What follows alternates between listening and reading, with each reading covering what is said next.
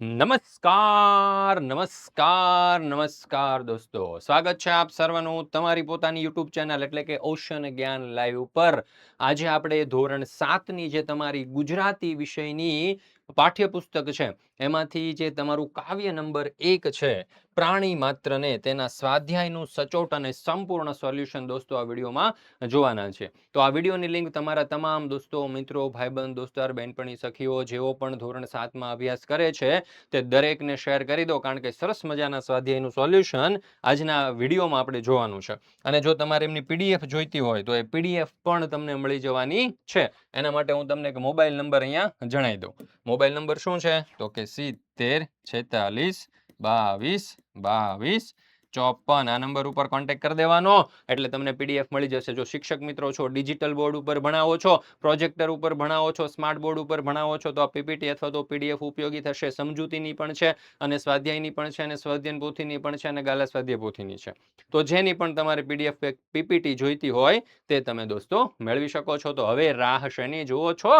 ફટાફટ પીડીએફ મેળવો અથવા તો આ વિડીયો જોઈ લો સરળ સમજૂતી અને સ્વાધ્યાય સોલ્યુશનની સાથે. તો ચાલો શરૂ કરીએ આપણે ધોરણ 7 વિષય ગુજરાતી, એનું કાવ્ય નંબર 1 પ્રાણી માત્રને, એના સ્વાધ્યાયનું સચોટ અને સંપૂર્ણ સોલ્યુશન દોસ્તો.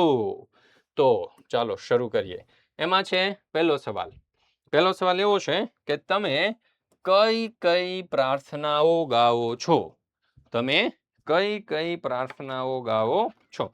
એવું આપણને એક અહીંયા સરસ મજાનો સવાલ જે છે તે પૂછવામાં આવેલો છે કે ભાઈ તમે કઈ કઈ પ્રાર્થનાઓ ગાઓ છો. ચાલો તો અહીંયા જવાબ શું આવશે જુઓ.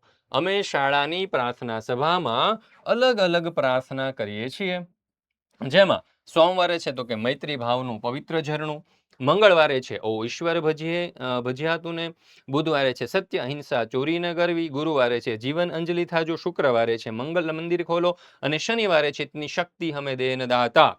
તો આવી રીતે આપણે અલગ અલગ પ્રાર્થનાઓ કરીએ છીએ અલગ અલગ વારે. હવે તમે આ રીતે ન કરતા હોય ને તમારી શાળાની અંદર કોઈ અલગ રીતે પ્રાર્થના કરવામાં આવતી હોય તો તમે એ પણ લખી શકો છો. બરાબર. ચાલો ત્યાર પછી બીજો સવાલ. તમે ક્યારે ક્યારે પ્રાર્થના કરો છો? તો જવાબ શું આવશે? હું સવારે ઉઠીને ભગવાનની પ્રાર્થના કરું છું, શાળાએ જઈએ ત્યારે સામૂહિક પ્રાર્થના કરાવીએ છીએ, તેમજ રાત્રે સૂતી વખતે ભગવાનને પ્રાર્થના કરીએ છીએ. આના સિવાય તમે ક્યારેય પ્રાર્થના કરો છો તો એ પણ તમે કોમેન્ટની અંદર જરૂરથી જણાવી દેજો દોસ્તો. બરાબર છે. ચાલો ત્યાર પછી ત્રીજો સવાલ. પ્રાર્થના શા માટે કરવામાં આવતી હશે? તો શરીરને તંદુરસ્ત રાખવા માટે સારા ખોરાકની અને વ્યાયામની જરૂર પડે છે. તે પ્રમાણે મનને તંદુરસ્ત રાખવા માટે સવાર સાંજ પ્રાર્થના કરવાની જરૂર હોય છે. પ્રાર્થના આત્માનો ખોરાક છે. પ્રાર્થનામાં ગજબની શક્તિ છે. ખરા હૃદયથી કરેલી પ્રાર્થના ઈશ્વરને પહોંચે છે અને પ્રાર્થના દુઃખી હૃદયનો પોકાર છે. પ્રાર્થના પતિતને પણ પાવન કરે છે, માટે પ્રાર્થના કરવામાં આવતી હશે. તો મિત્રો આશા છે કે તમે અહીંયાથી સ્ક્રીનશોટ લઈ લેજો. બરાબર છે. બીજા અને ત્રીજા સવાલનો અથવા તો પીડીએફ પણ તમે મેળવી શકો છો. ત્યાર પછી ચોથો સવાલ. તમારી શાળામાં પ્રાર્થનામાં તમારે કંઈક રજૂ કરવાનું હોય ત્યારે શી તૈયારી કરો છો?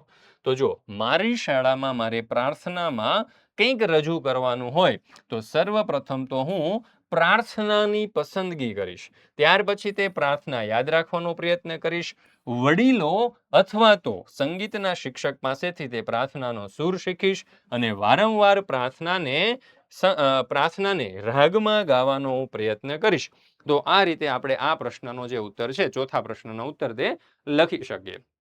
ચાલો કોમેન્ટની અંદર દોસ્તો જણાવી દેજો કે ભાઈ આ સ્વાધ્યાયના સોલ્યુશન તમને કેવા લાગે છે? મજા આવે છે અભ્યાસ કરવાનો?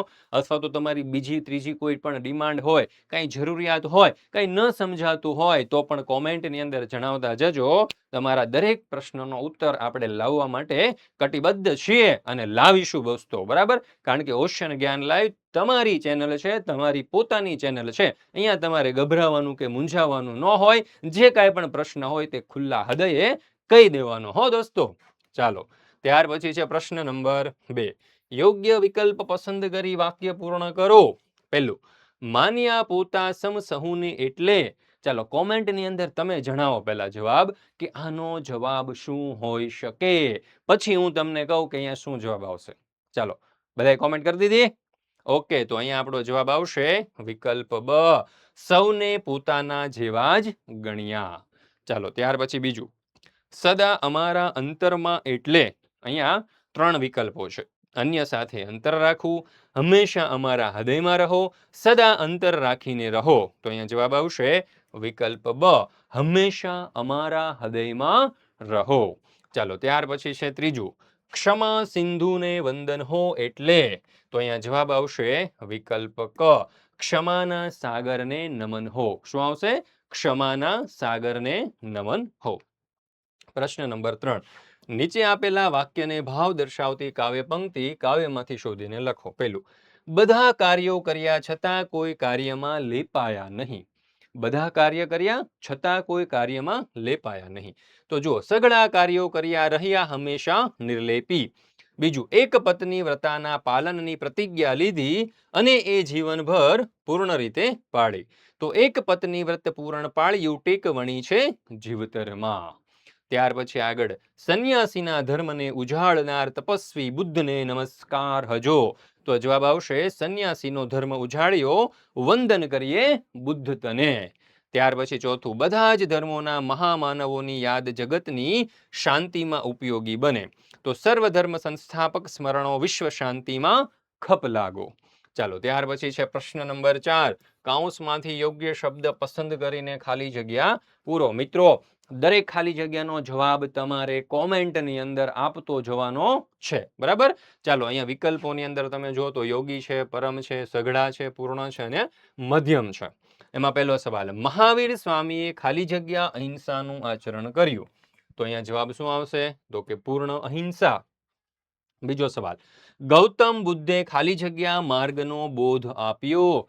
જણાવી દો કોમેન્ટની અંદર જવાબ મિત્રો કે ગૌતમ બુદ્ધે ખાલી જગ્યા માર્ગનો બોધ આપ્યો હતો. તો અહીંયા જવાબ શું આવશે? તો કે મધ્યમ માર્ગનો. ત્યાર પછી ત્રીજું, ખાલી જગ્યા શ્રી કૃષ્ણ સંસારમાં રહીને પણ અલિપ્ત રહ્યા. ખાલી જગ્યા શ્રી કૃષ્ણ સંસારમાં રહીને પણ અલિપ્ત રહ્યા. તો અહીંયા જવાબ આપણો આવશે યોગી. ત્યાર પછી છે ચોથું, હજરત મોહમ્મદ પયંગબર રહમ નેકીના ખાલી જગ્યા પ્રચારક હતા. જણાવો મિત્રો જવાબ તમારો કોમેન્ટની અંદર. તો અહીંયા જવાબ આવશે પરમ. ત્યાર પછી પાંચમું, ખાલી જગ્યા કામો કર્યા છતાંય રહ્યા હંમેશા નિર્લેપી. તો અહીંયા આપણો જવાબ આવશે સઘળા. સઘળા કામો કર્યા છતાંય રહ્યા હંમેશા નિર્લેપી. ચાલો ત્યાર પછી છે પ્રશ્ન નંબર 5, શબ્દ અને તેના અર્થ વાંચો. અર્થના આધારે વિકલ્પમાં આપેલા વાક્યમાંથી જે વાક્ય કાવ્યના આધારે સાચું હોય તેની આગળ ખરાની નિશાની કરવાની છે. કાવ્યના આધારે વાક્ય સાચું હોવું જોઈએ દોસ્તો. પહેલું, અંતર, તો અંતઃકરણ અને મન, એમાં આપણને 2 શબ્દો આપ્યા છે અને વાક્ય છે શું? તો કે જુઓ, નરસિંહના અંતરમાં હંમેશા શ્રી કૃષ્ણ રહેતા હતા. અને બીજું છે, તળાજાથી નરસિંહ લાંબુ અંતર કાપી અને જુનાગઢ આવેલા. તો અહીંયા અંતર એટલે ખરેખર શું? તો અહીંયા જવાબ શું આવશે? તો કે નરસિંહના અંતરમાં એટલે કે હૃદયમાં, અંતઃકરણની અંદર, ઊંડાણની અંદર, હૃદયની અંદર કોણ રહેતા હતા? તો કે શ્રી કૃષ્ણ રહેતા હતા. બરાબર છે? અહીંયા પેલું અંતર નહીં કે જે આપણે એક જગ્યાએથી બીજી જગ્યાએ ચાલીને આપણે જે જઈએ ને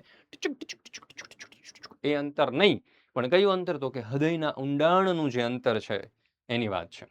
ચાલો ત્યાર પછી બીજું, સમ, સરખું અને સમાન આપણને આપ્યું છે. વાક્યો આ પ્રમાણે છે. જો, કોઈ પણ 2 વ્યક્તિ બધી બાબતમાં સમ હોતી નથી અને મેં ભગવાનના સમ ખાઈને કહ્યું પણ તેમણે ન માન્યું. તો અહીંયા જવાબ શું આવશે? તો કે આ સમ.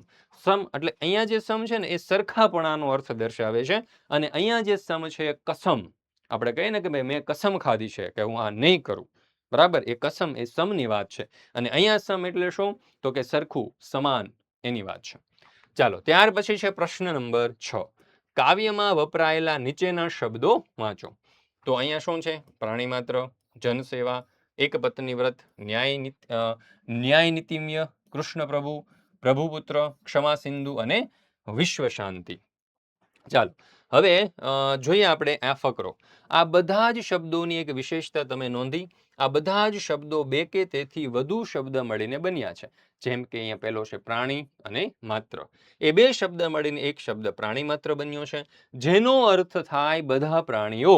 એવું જ જન સેવા શબ્દનું પણ છે. જન અને સેવા શબ્દ ભેગા થયા છે, જેનો અર્થ થઈ ગયો જન સેવા, એટલે કે લોકોની સેવા. અને બીજા શબ્દ વિશે પણ આ રીતે વિચાર કરો. આ પ્રકારના અનેક શબ્દ ભાષામાં વપરાતા હોય છે અને આ શબ્દનો અર્થ પણ થોડો બદલાય છે. આવા શબ્દો અંગે વિચારો અને આ કાવ્યમાં ઉપયોગ ન થયો હોય તેવા 3 શબ્દો લખો. તો જો ભક્તિ સંગીત, પ્રભુ ભક્તિ, સ્વામી ભક્તિ, યોગ વિદ્યા, ભસ્મલેપ અને સોમરસ. તો આ આપણો અહીંયા જવાબ આવશે. બરાબર, સમજાઈ ગયું? સ્ક્રીનશોટ લેવો હોય તો લઈ લેજો અને પીડીએફ જોઈતી હોય તો તમને ક્યાં મળી જવાની છે? ઓશન જ્ઞાન લાઈવ યુટ્યુબ ચેનલ ઉપર, અથવા તો અહીંયા મોબાઈલ નંબર લખી દઉં છું 70 46 22 22 54. આ નંબર ઉપર તમે કોન્ટેક્ટ કરી અને પીડીએફ મેળવી શકો છો દોસ્તો. ભૂલતા નહીં અને મારા વાલીડાઓ ચોક્કસથી મેળવી લેજો. ચાલો ત્યાર પછી આપણે આગળનો એટલે કે નેક્સ્ટ જોઈએ પ્રશ્ન નંબર 7. ચાલો પ્રશ્ન નંબર 7 માં એવું કહ્યું છે કે કૌંસમાં યોગ્ય શબ્દ પસંદ કરી અને ફકરો પૂર્ણ કરો. તો અહીંયા જો એમાં જોઈ શકો છો કૌંસની અંદર આપણને ઘણા બધા જ શું આપેલા છે? આપેલા છે ઓપ્શન, અને એ બધા જ ઓપ્શન દ્વારા આપણે આ ખાલી જગ્યા પૂર્ણ કરવાની છે. તો હું અહીંયા તમને જવાબો જણાવું એની પહેલા તમારે શું જવાબ આવશે એ કોમેન્ટની અંદર જણાવી દેવાનું છે. જોઈએ કેટલા હોશિયાર વિદ્યાર્થીઓ છે, કેટલા વિદ્યાર્થીઓનું મગજ એકદમ ફળદ્રુપ છે. બરાબર ને? આપણી આ ચેનલ ઉપર ધોરણ 7ના ગુજરાતી વિષયની જે પાઠ્યપુસ્તક છે એના બધા જ પાઠના સ્વાધ્યાયના સચોટ અને સંપૂર્ણ સોલ્યુશનના વિડીયો અને પીડીએફ મુકાઈ ચૂક્યા છે દોસ્તો. લિંક નીચે ડિસ્ક્રિપ્શન બોક્સમાં આપેલી છે, વાટ ના જુઓ, ફટાફટ આપણી આ એપ્લિકેશન ડાઉનલોડ કરી લો અને આપણી યુટ્યુબ ચેનલ ઉપરથી બધા જ વિડીયો જોઈ લો. ચાલો અહીંયા શું જવાબ આવશે? તો કે નાનકડી ટેકરીની પાછળ રળિયામણું ગામ હતું. તો અહીંયા આવશે નાનકડી અને અહીંયા આવશે રળિયામણું. ગામમાં આશરે 200 ઘરો હતા. ગામમાં આશરે 200 ઘર હતા. કોઈના ઘર નાના તો વળી કોઈના ઘર મોટા. તો ચાલો અહીંયા બે જવાબ શું આવશે? તો કે નાના, અને અહીંયા આપણો જવાબ આવી જશે મોટા. ગામને પાદર ખાલી જગ્યા મંદિર. તો કે કૃષ્ણનું મંદિર હતું. ગામને પાદર શેનું મંદિર હતું દોસ્તો? કૃષ્ણનું મંદિર હતું. તેના ઉપર સર્વધર્મ ધજા ફરકે. એના આંગણામાં લીલાછમ ઝાડવા, તેની ઉપર રંગબેરંગી પક્ષીઓ કલ્લોલ કરે. મંદિરમાં પિત્તળનો ઘંટ બાંધેલો, તેનો મધુર રણકાર સવાર સાંજ આખા ગામમાં ગુંજી રહે. આરતી સમયે તો અહીં ઘણી ભીડ રહે દોસ્તો. તો આ રીતે આપણે આ જે ખાલી જગ્યાઓ છે એ લખી શકીએ. તમે પણ દરેક ખાલી જગ્યાઓ અહીંયાથી લખી શકો છો, સ્ક્રીનશોટ લઈ શકો છો દોસ્તો. ત્યાર પછી તમારા માટે ખાસ મહત્વની સૂચના છે. જોરદાર ઓફર લઈને આવી ચૂક્યા છીએ. શિક્ષકો માટે છે, આપણે એવું ખાસ કહી શકીએ. કોના માટે? શિક્ષકો માટે, અથવા તો શાળાઓ માટે, અથવા તો આચાર્યશ્રી માટે, શું, અથવા તો મેનેજમેન્ટ માટે, અથવા તો ટ્રસ્ટીઓ માટે. શું કે ભાઈ તમે શાળામાં સ્માર્ટ બોર્ડ યુઝ કરો છો, ડિજિટલ બોર્ડ વાપરો છો, પ્રોજેક્ટર તમે વાપરો છો, તો પીપીટી બનાવવાની હવે તમારે જરૂર નથી. પીપીટી અમે તમને બનાવીને આપીશું, અને એ પણ કેવી? તો કે રેડી ટુ યુઝ પીપીટી. સીધો જ તમે ઉપયોગ કરી શકો. ગુજરાતી માધ્યમના ગુજરાતી શાળાના વિદ્યાર્થીઓ માટે છે. બરાબર. હવે આનાથી ફાયદો શું થાય? તો કે શિક્ષકોને સમયની બચત થશે, કારણ કે બેઠી જ રેડી ટુ યુઝ પીપીટી મળવાની છે. બીજું, રેડી ટુ યુઝ પીડીએફ મળશે. અને બીજું કે તમારા નામ અને લોગો સાથે, તમારી શાળાના નામ અને લોગો સાથે દોસ્તો તમને આપી દઈશું. અને આકર્ષક ચિત્ર સાથે મળવાની છે, આકર્ષક પ્રેઝન્ટેશન સાથે મળવાની છે. જોરદાર ફોટાઓ અને જોરદાર જીઆઈએફ પણ આપણે એની અંદર મૂકેલી છે. તો કઈ કઈ ઉપલબ્ધ છે? તો કે ધોરણ 6 થી 10 ની અંદર ગણિત, વિજ્ઞાન, અંગ્રેજી, સામાજિક વિજ્ઞાન અને એક ગુજરાતી પણ છે હો દોસ્તો. ભૂલતા નહીં, ગુજરાતી કેમ ભૂલાઈ ગયું? ગુજરાતી. અને ધોરણ 11-12માં એકાઉન્ટ, સ્ટેટિકો, બીએ ઇંગ્લિશ. તો આ બધા જ વિષયની પીડીએફ અને પીપીટી તમે મેળવી શકો છો, અને તમારા બાળકોને સમજાઈ જાય ને એવી જોરદાર મેથડથી અભ્યાસ કરાવી શકો છો. મોબાઈલ નંબર છે 70 46 22 22 54. તો અત્યારે જ કોન્ટેક્ટ કરી લેજો. ચાલો ત્યાર પછી આગળ પ્રશ્ન નંબર 8. કૌંસમાંથી યોગ્ય શબ્દ પસંદ કરી અને ખાલી જગ્યા પૂરો. મહાવીર સ્વામીએ અહિંસાનું આચરણ કર્યું, ખાલી જગ્યા બધા પ્રાણીઓને રક્ષણ આપ્યું. કે અને પરંતુ. એવી રીતે આપણને 3 ઓપ્શન આપ્યા છે. તો અહીંયા સાચો જવાબ શું આવશે? અને. મહાવીર સ્વામીએ અહિંસાનું આચરણ કર્યું અને બધા પ્રાણીઓને રક્ષણ આપ્યું. બીજું, શ્રી કૃષ્ણે બધા જ કાર્યો કર્યા, ખાલી જગ્યા જીવનભર એ બધાથી અલિપ્ત રહ્યા, પરંતુ એટલે કે નહીં તો અહીંયા આપણો સાચો જવાબ થઈ જશે દોસ્તો પરંતુ. ત્યાર પછી ત્રીજું, વરસાદ વધુ હતો, ખાલી જગ્યા હું ઘરેથી નીકળી ન શકી, તો અહીંયા જવાબ આવશે તેથી. મેથી નહીં હો, તેથી. તમે સવારે નીકળશો કે સાંજે, તો અહીંયા આપણો જવાબ આવી જવાનો છે કે એટલે કે સાંજે. ચાલો ત્યાર પછી આપણે આગળ જોઈએ. નેક્સ્ટ પ્રશ્ન નંબર 9. નીચેના વાક્યમાં યોગ્ય સંયોજક મૂકી વાક્યને ફરીથી લખો. પહેલું, મેં એને કહ્યું નહોતું, ખાલી જગ્યા તેણે મારું કામ કરી નાખ્યું, તો જવાબ આવશે છતાં પણ. મેં એને કહ્યું નહોતું, છતાં પણ એણે મારું કામ કરી નાખ્યું. ગુરુવારે જો શાળામાં રજા હોય તો આપણે પુસ્તક મેળામાં જઈશું. છત્રી હતી ને સારું થયું, નહીતર તું પલળી ગયો હોત. જો સાહેબ કહેશે તો આપણે બાલ સભા ગોઠવીશું, અને કાલે હું મારા દાદા સાથે દવાખાને જવાનો છું, તેથી હું રમવા નહીં આવું. ચાલો તો આવી રીતે સરસ મજાના આ 5 જે ખાલી જગ્યાઓ છે તે આપણે ફિલઅપ કરી. ત્યાર પછી છે પ્રશ્ન નંબર 10. ફકરામાં યોગ્ય વિરામ ચિહ્નો મૂકી અને તેનું સુલેખન કરો. તેમણે મને પૂછેલું તને શાનો શોખ છે? મેં તરત જ જવાબ આપેલો કે મને ગીત ગાવાનો શોખ છે. આ સાંભળીને તેઓ બોલી ઉઠ્યા વાહ. ત્યારે તો આપણે બેવ સરખા. પછી તો તેમણે મને અમર ગીતો પુસ્તક ભેટમાં આપ્યું. તો અહીંયા તમે જોઈ શકો છો કે આપણે પૂછેલું પછી અહીંયા એક અલ્પ વિરામ આવશે, પછી અહીંયા અવતરણ ચિહ્ન આવશે, અહીંયા પ્રશ્ન ચિહ્ન આવશે, અવતરણ ચિહ્ન પૂર્ણ થશે, ત્યાર પછી ફરી પાછો અલ્પ વિરામ, પાછું અવતરણ ચિહ્નની અંદર. આવી રીતે દરેક વિરામ ચિહ્નો જે છે તે આપણે અહીંયા મૂકેલા છે, તમે જોઈ શકો છો અને અહીંયાથી લખી શકો છો. જોજો આમાં જરાક પણ ભૂલ ન થાય દોસ્તો. ત્યાર પછી 11મું, ચર્ચા કરો, લખો, રજૂ કરો ગમે તે 2. પહેલું, અહિંસાનો ભાવ રાખવો જ જોઈએ. શા માટે અહિંસાનો ભાવ શા માટે રાખવો જોઈએ? તો સર્વ જીવો પ્રત્યે અહિંસાનો ભાવ રાખવો એ માનવ ધર્મ છે. દરેક જીવને જીવવાનો અધિકાર છે. તેથી આપણે મન, વચન અને કર્મથી કોઈને પણ દુઃખ થાય એવું વર્તન ન કરવું જોઈએ. અહિંસાનો અર્થ માત્ર કોઈને મારવું નહીં એટલા પૂરતો મર્યાદિત નથી. કોઈના વિશે ખરાબ વિચારવું એ મનની હિંસા છે. કોઈના વિશે ખરાબ બોલવું એ વાણીની હિંસા છે, અને કોઈને મારવું એ કર્મની હિંસા છે. આથી દરેક માણસે આ 3 પ્રકારની હિંસાથી બચવું જોઈએ, તો જ તેને અહિંસા કહેવાય. બરાબર દોસ્તો? ત્યાર પછી બીજું, પ્રાણીઓ બોલતા હોત તો? જો પ્રાણીઓ બોલતા હોત તો તેઓ પોતાની ઘણી બધી જરૂરિયાતો પોતાની જાતે જ પૂરી કરી શકે. બરાબર? અત્યારે ઘણા બધા પ્રાણીઓ અબોલ હોય, મોટા ભાગે બધા અબોલ જ હોય છે. બરાબર છે? કોઈ બોલી જ નથી શકતું. એટલે એ પોતાની અમુક જરૂરિયાતો એવી હોય કે જાતે પૂર્ણ નથી કરી શકતા, તો માણસે એને એની જરૂરિયાતો પૂર્ણ કરવામાં મદદ કરવી જોઈએ. જેવી કે ભોજન કરવું, પોતાની તરસ છીપાવી, પોતાને મનગમતું કામ કરવું, આ બધી જ જરૂરિયાતો પોતાની રીતે પૂરી કરી શકત.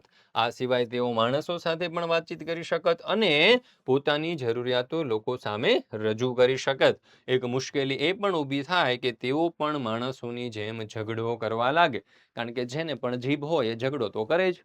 બરાબર? સીધી અને સ્વાભાવિક વાત છે. ત્યાર પછી છે ત્રીજો સવાલ, સર્વધર્મ સમભાવ વિશ્વ શાંતિનો માર્ગ.